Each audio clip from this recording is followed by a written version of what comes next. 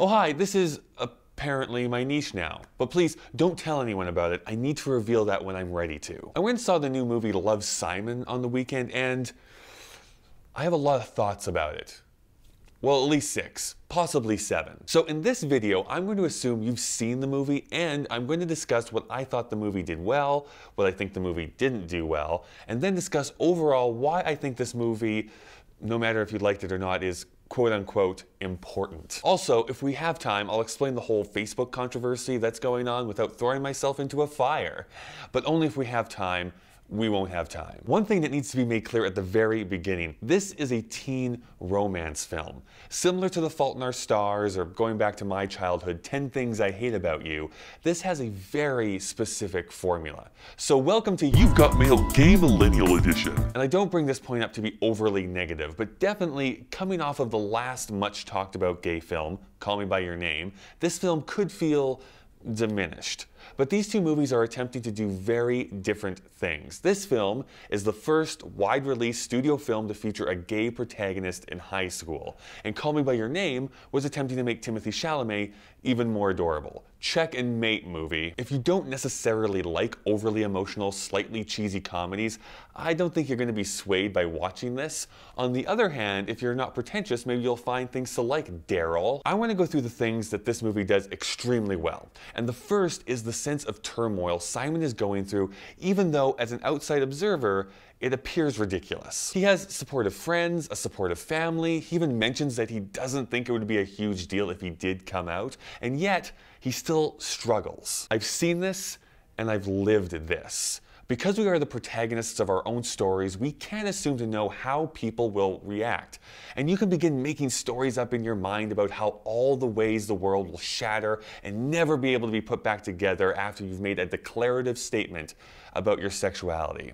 It's like how you can't unbake a cake, or probably more truthful for me, you can't uneat those 5 tubs of Cool Whip, Kyle. And to that point, the anger in which Simon lashes out at Martin for outing him is perfect righteous fury. He snaps and he shouts, "I'm supposed to be the one that decides when and how and who knows and how I get to say it. That's supposed to be my thing." That coming out moment, which is so unique and special to people in the LGBT community, is stolen from him. It's the only moment that Simon truly loses his cool, and it works really well. What also works well are his parents, and it's still weird for me to have Jennifer Garner playing the mum role in a movie, but she nails it. And his dad is played by Josh Duhamel, who, at this point, I can't tell the difference between him and Timothy Olyphant, and so they've merged into one actor who I call Joshua Dual Elephant. Both of their responses are what you hope for as a son bearing themselves to judgment. In particular, though, I want to highlight Jennifer Garner's reaction. This is right after Simon walks dejectedly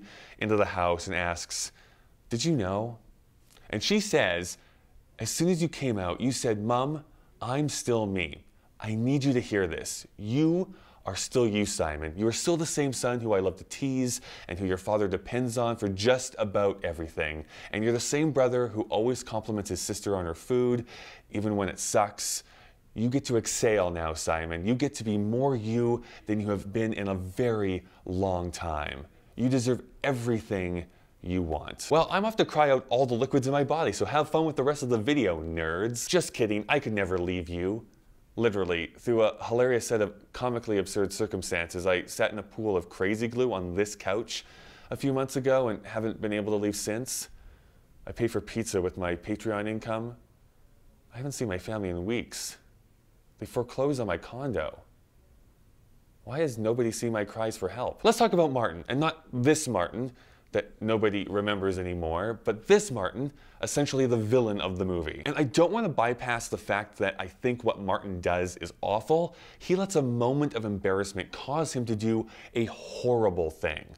But what I like that the movie does is show how he is not completely reprehensible. The easy thing to have done was to have your antagonist be just a huge asshole and homophobe.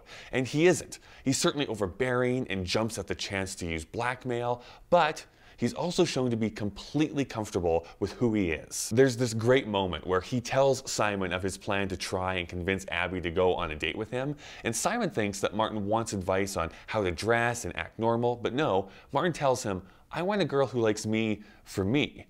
And this is such a great way to pit Simon and him against one another. Simon has already admitted to not feeling comfortable with himself and thinking that he needs to change himself to fit a stereotype. And here's this overbearing dummy who thinks he's great the way he already is. It makes me think that perhaps I can finally declare that pineapples do belong on pizza, that it's the only combination that makes any sense in this crazy mixed up world. It's time for the Italians and the Hawaiians to finally rise up and merge into the ultimate taste sensation. Okay, no, maybe I'll just keep that to myself forever. Lastly, I want to mention how I appreciated that the movie allowed the gay protagonist to be a jerk. Make no mistake, Simon is kind of awful for a good portion of this film.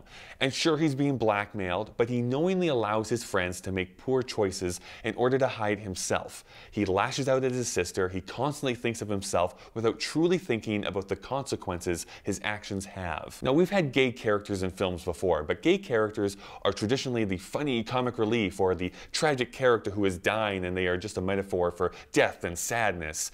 To have a character who is gay but also has layers is truly something to celebrate. Like the layers of cheese, ham, and pineapples and the truly great fusion of taste and texture. Sorry, I'm going off script. I think this growth in Simon's character is felt more strongly by the end of the movie because he's allowed to be shown as less than perfect. So there's that. Let's move on to what doesn't work so well. I've already mentioned how it never really escapes its own genre. Not that it needs to, but except for maybe the reveal of who Blue is at the end of the film, there is nothing that will surprise you in this movie. There are great pains at painting Simon as super relatable at the beginning of the film, all of which weren't relatable at all to me. I suppose you could say it's supposed to be funny, except the tone doesn't feel like it is.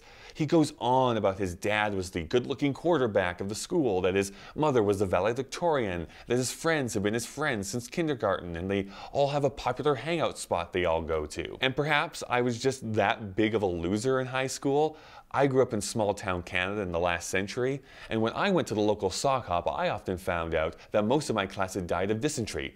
Also, I hated everybody, and sports was running away from the specter of our own mortality that haunted us like the spirits of a Dickensian tale. But that could just be me. Anyway, I didn't find that part of Simon's life relatable. You also run into what all of these high school movies run into, which is everybody looks gorgeous and too old to be there. The guy who works at the Waffle Hut, who Simon thinks might be Blue for a while, looks my age.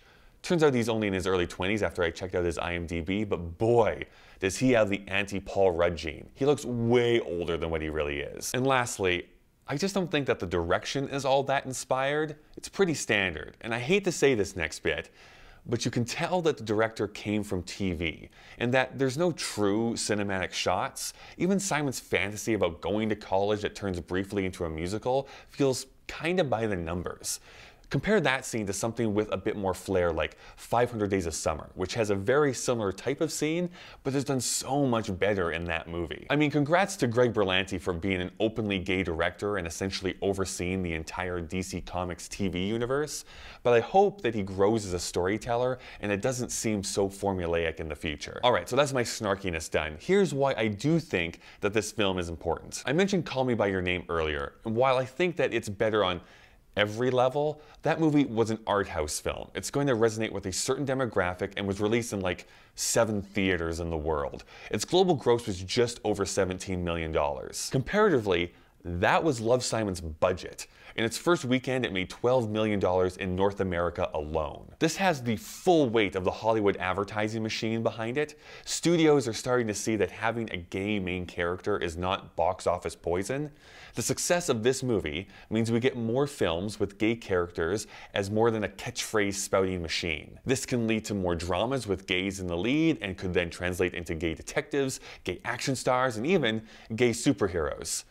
As if Iron Man and Captain America aren't totally boning down on each other. The very last thing I'll say about that is we've had the gay male experience, but I'd enjoy seeing gay women. With the success of Call Me By Your Name and Love, Simon, it's nice seeing the gay white male experience, but we can have even more diversity than that. Overall, I did like this film. This is the type of movie I call a lazy Sunday film, where I can totally see myself in the future putting this on, curling up in a blanket on a Sunday, and feeling completely satisfied. But what do you think? How did you like Love, Simon? Did you love it or hate it? What did I miss? Which Marvel characters do you think are secretly lovers? Let me know down in the comments below. This movie is also based on a book. This book, in fact. So let's talk about that sometime in the next couple of weeks. Thanks for watching. My name is Kyle. I upload videos every Monday and Thursday. If you liked what you saw and would like to help me make these even better, consider supporting my Patreon page for as little as $1 a month. Oh shoot, I didn't talk about Facebook. Okay, so here's the quick thing you need to know. Facebook is awful. Like finding raisins in what you thought was a chocolate chip cookie, awful.